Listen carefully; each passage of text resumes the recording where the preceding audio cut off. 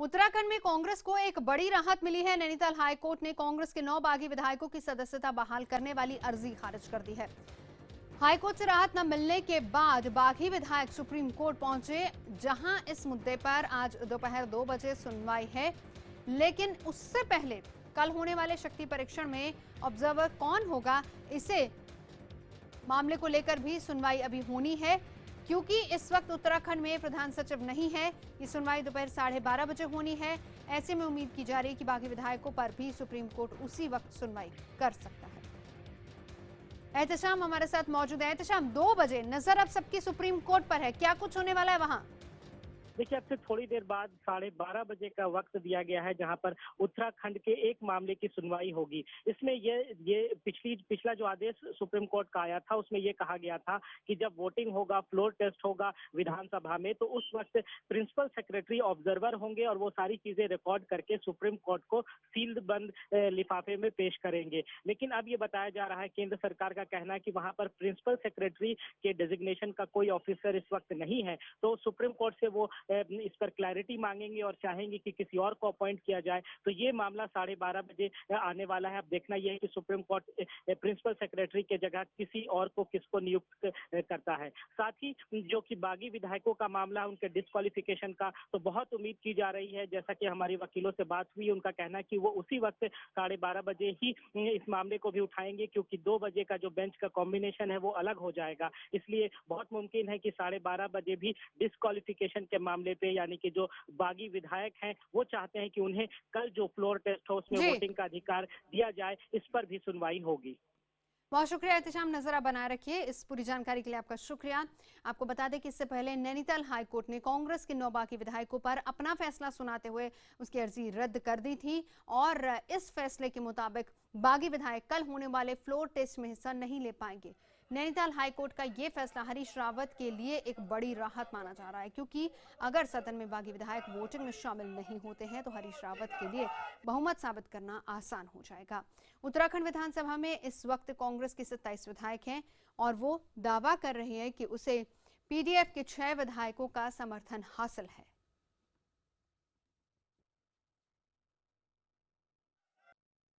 हम न्यायालय के बहुत आभारी हैं।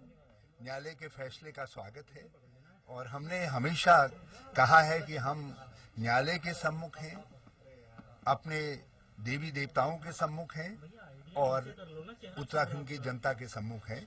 हमारे साथ न्याय होगा, इसका हमको पूरा भरोसा है और आज भी न्याय हुआ है, आगे भी न्याय होगा और कल भी हमको न्याय मिलेगा, इसका मुझे पूरा भरोसा है। विधानसभा के पटल से भी हमको न्याय मिलेगा। वहीं कांग्रेस की उत्तराखंड प्रभारी अंबिका सोनी ने कहा है कि उन्हें पूरी उम्मीद है कि दूध का दूध और पानी का पानी हो जाएगा।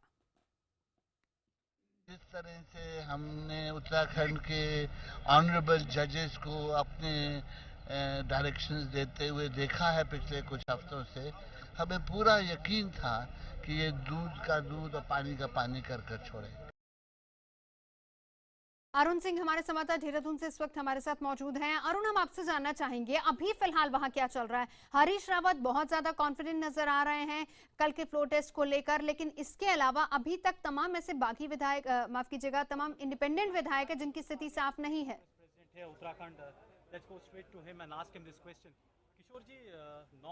देखिए, इस वक्त मैं बीजापुर गेस्ट हाउस है जहां मुख्यमंत्री हरीश रावत अपने जो ऑफिशियल रेजिडेंस उनका है वहां पर बैठे हुए हैं।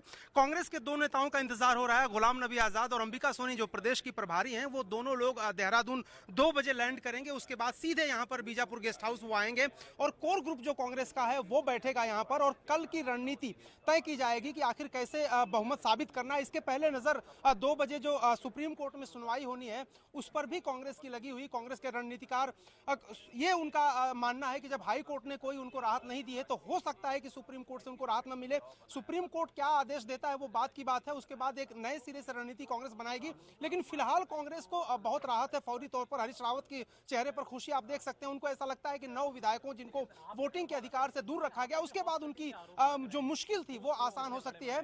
33 विधायकों के समर्थन का वो दावा पहले से करते रहे हैं। के पॉल क्या उन्होंने मार्च भी किया था उन विधायकों के साथ और एक जो बीजेपी के से विधायक उनके पाले में आए हैं, यानी 34 विधायकों का समर्थन उनको हासिल है, ऐसा दावा हरीश रावत कर रहे हैं। लेकिन हालिया स्टिंग ऑपरेशंस के बाद क्या सूरत हाल होने वाली एक दीगर बात है।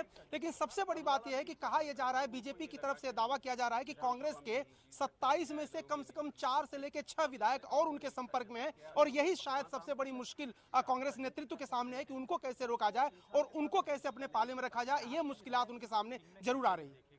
आप रहिए हमारे साथ अरुण सिंह हमारे संवाददाता देहरादून से मौजूद है। क्या रणनीति रहेगी अब कांग्रेस के आगे, इसको लेकर अभी फिलहाल मंथन भी चल रहा है। बहरहाल नैनीताल हाईकोर्ट के फैसले से खुश हरीश रावत ने स्टिंग ऑपरेशन मामले में भी बीजेपी को चुनौती दे दी है। उन्होंने कहा है कि अगर बीजेपी के नेता स्टिंग मामले में नार्को टेस्ट के लिए तैयार हों तो वो खुद को नार्को टेस्ट कराने के लिए पेश कर देंगे।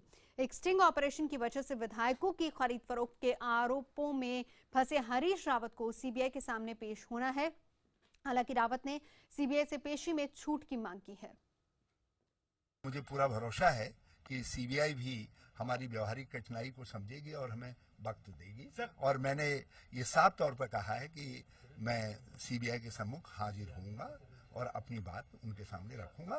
जो जानकारी मुझसे चाहेंगे वो जानकारी भी दूंगा। बल्कि आज तो मैंने एक कदम और आगे बढ़ करके कह दिया है, यदि अमित शाह जी, विजय वर्गीय जी, श्याम जाजू और उनके बहुत सारे स्थानीय और राष्ट्रीय नेता, जिन लोगों का यहाँ दल बदल में हाथ है, जिन्होंने यहाँ के विधायकों से संपर्क किया है और नाना तरीके से उनके नेताओं ने, बल्कि एक आध ब्यूरोक्रेट रिटायर्ड का भी साथ लेकर के विधायकों को प्रभावित करने की कोशिश की है, यदि वो सब लोग नार्को टेस्ट के लिए तैयार हैं तो हरीश रावत अपने को फर्स्ट नार्को टेस्ट वॉलंटियर के तौर पर पेश करता है।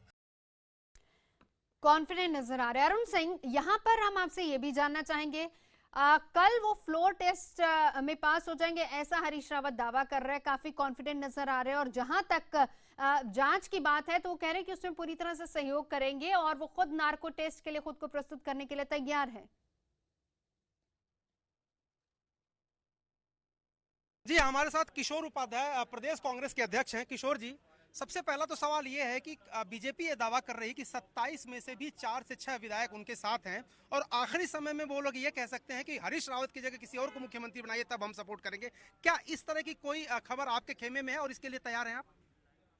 देखिए, भारतीय जनता पार्टी की जो षड्यंत्रकारी मानसिकता है, कोर्ट ने इतने तमाचे उनको मार दिए हैं, तब भी अगर वो अपना रास्ता सुधारने का काम नहीं कर रहे हैं तो मेरे ख्याल से प्रभु भी उनकी रक्षा नहीं कर सकते। जिन्होंने भगवान राम के साथ भी षड्यंत्र किया हो, आप सबके सामने रहा है, उनको अपना रास्ता बदलना चाहिए।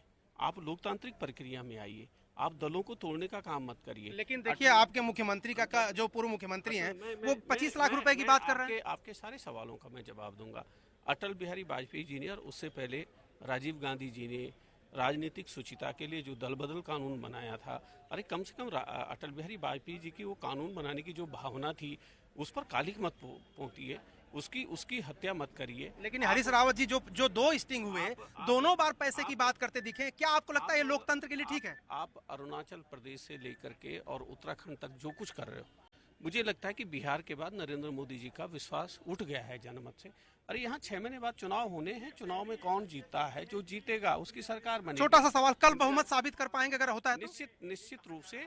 और जो हरीश रावत जी वाली आपने बात की, दूसरे स्टिंग की भी बात की, वो भी एक षड्यंत्र है उनका। जब वो हर जगह हार गए, जब वो न्यायालयों में हार गए, विधानसभा में हार गए, तब उन्होंने ये षड्यंत्र किए। और मुझे चिंता ये है कि कल तक वो क्या क्या षड्यंत्र करते हैं। हमारे पास बहुमत है, कल भी रहेगा और 2017 में भी रहेगा। तो ये थे किशोर उपाध्याय जो पूरी तरह से मुतमईन है, पूरी तरह से कॉन्फिडेंट हैं कि कल वो बहुमत वो लोग फ्लोर पे साबित कर देंगे। चलिए, इस बीच हम आपको ये भी बता दें कि गुलाम नबी आजाद और अंबिका सोनी कुछ ही देर में वहीं पहुंचने वाले। शुक्रिया अरुण आपका इस पूरी जानकारी के लिए। फिर आगे की रणनीति पूरी तरह से तय होगी, नजर सुप्रीम कोर्ट पर भी रहेगी।